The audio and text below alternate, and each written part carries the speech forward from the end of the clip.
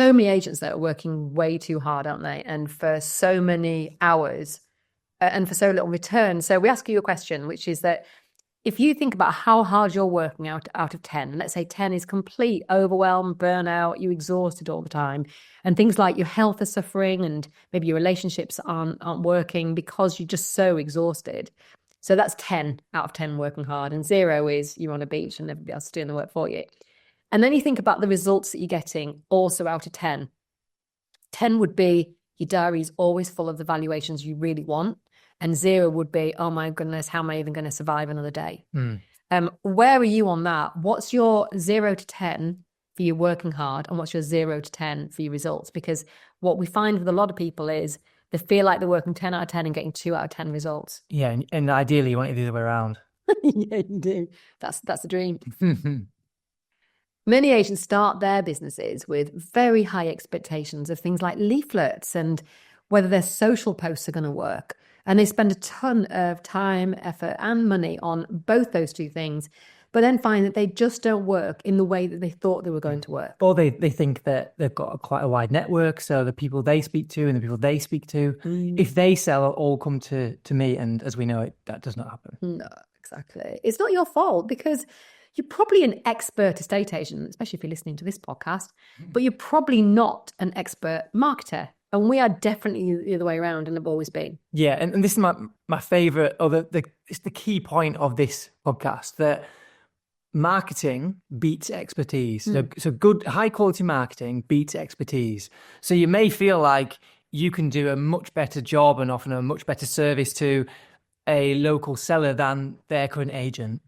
But if you don't have the marketing skills in order to persuade them of that fact, then it's all for nothing. Your ability is just for nothing, yeah. Because you'll never get the chance to prove it. Yeah, so frustratingly, for many of you guys, I'm sure that if your competitor is good at upfront marketing, good at lead generation, but then a terrible agent, they will win 9 times out of 10. Absolutely, they will. Yeah, and if you think way back 100 years ago to when I can't think that far back, people sold like these kind of medicine men sold very dodgy medicines on market stalls, but they were really, really good marketers. And they would sell, hundreds of the things. They didn't work, but that wasn't the point. The point was that they were amazing marketers first and salesmen, and they weren't very good medicine men, let's face it. So we're not suggesting you sell anything that doesn't work, but we are suggesting that you need a chance to prove what you can do by getting your marketing better. So we want to give you the opportunity to use your expertise as estate agents in conjunction with expert marketing, so you get the best of both worlds. You get the chance to prove what you can do as an agent by getting better at your marketing. Yeah, and they're the 2 topics we're going to discuss on the podcast.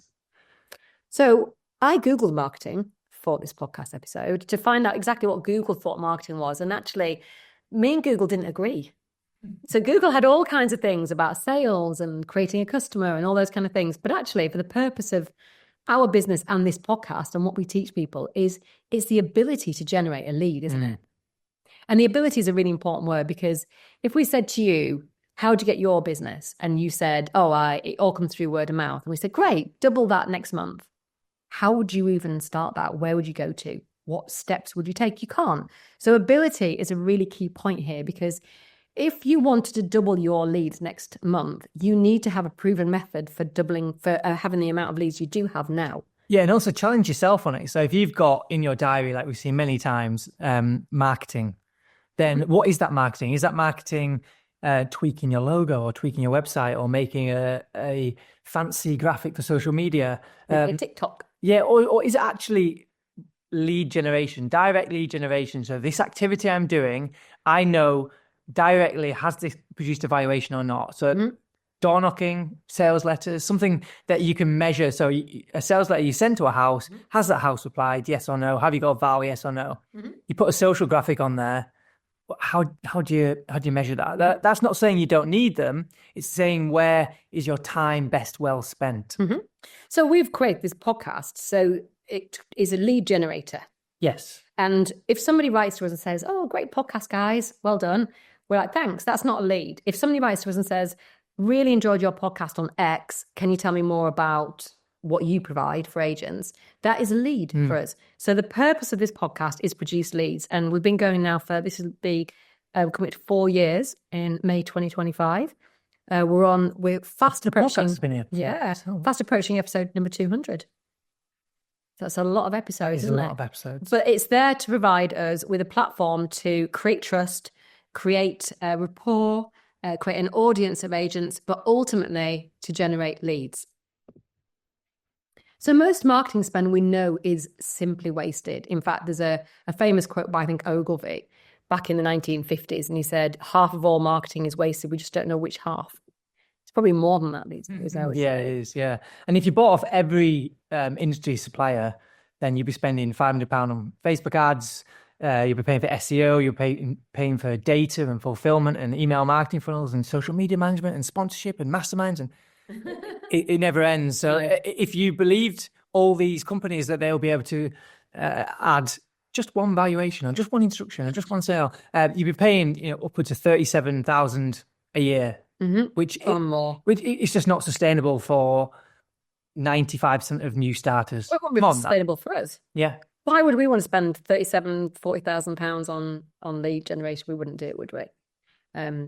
Rightmove takes enough of a bite off us. It does, yeah. So we're going to share some quick tactics. And as you know, if you've been listening a long time, that we love direct mail and we have our systems that we know work.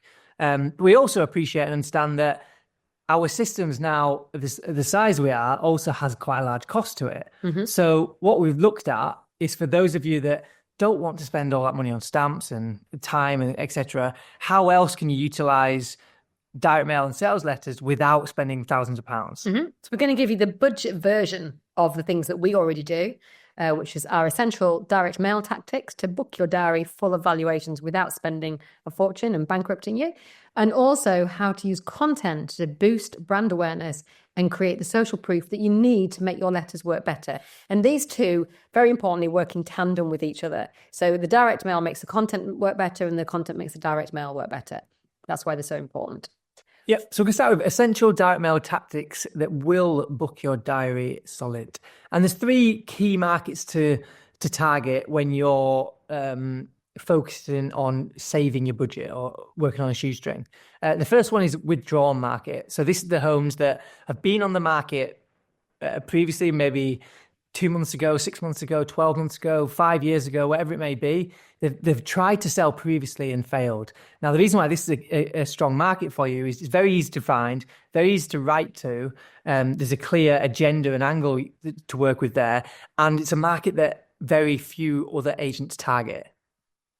Because very few other agents target this market, and because they're not expecting you to write to them, you don't have to use stamps for this type of letter. You can use... They save a lot of money on those. Yeah, you can use fulfillment companies such as Dropout, and Spectre, etc. Others, there are lots of them around. You just need to find the address, write your letter, which obviously is the hard thing, which is why we made Cosmo, and and then send to these companies and getting sent out. And it might be 50p a letter if you're a client of ours anyway, and therefore you can send 30 or 40 of these for 20 quid.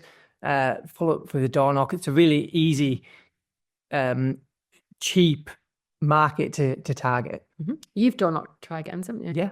Yeah. So it's to persuade owners who previously tried and failed to sell to try again, isn't it? Really, ultimately. Yep. Okay. That's why it's called the try again letter. That's right. Okay. So, named. The second letter to try is for on the market homes, and it's the on the market letter. Now, people have heard us talk about on market letters for many years, haven't they? So what we're actually talking about when we talk about this strategy. Yeah. So this is a well-versed, a well-targeted market that most agents write to. In some form or another. Yeah. So what we're trying to do is A, differentiate, but B, also keep it on a shoestring for those of you that want to. So the way to do that, I am going to suggest that you do the white DL envelopes that are stamped and handwritten addresses, but narrow the market down to either a price point that you know is very quiet at the moment, because they're more likely to respond, they're more likely to feel frustrated, they're easier to write to, And also those properties that have been on the market between 3 and 9 months, they're the most likely to respond. You can, if that's still too many, you can narrow the area slightly, but it is important that we believe that you still stamp those, because they are getting my house on the market at the moment. So I know they are getting a letter when they go to market, a letter, 3 or 4 letters at 4 weeks, 5 or 6 at 8 weeks, etc. And you've got to get through that noise and compete. And the way to do it is to send monthly between 3 and 9 months, and don't react to triggers. So would you not send for the first 3 months? In an ideal world, yes. But if we're sending 50 or 60 here, that's 50 or 60 pounds. That's 180 pounds for the first 3 months. The first 3 months are all about warming up the following letters. The chance of response is quite low. So in an ideal world, yes, but on a shoestring, no. And in terms of you said about 50 or 60 cost 50 or 60 pounds. So we're talking about, roughly speaking, £1 a letter. That's including the printing, paper, all in, envelope, and the stamp. Yeah. Okay, so you could do it a little bit cheaper than that, maybe, especially if you print in-house. Yes. Which we're going to talk about as well. Okay, so the third market is the 12% market. What do we mean by this? Yeah, so the 12% is, we know any one time there's between 2 and 4% of the properties in the area that are on the market. So let's say it's an average of 3%. There's then a further 12% of people that are thinking of selling or would accept a on-spec viewing or are open to offers. They've thought about moving. They might have looked on Rightmove to see if they can find something. And they're the people we're trying to target.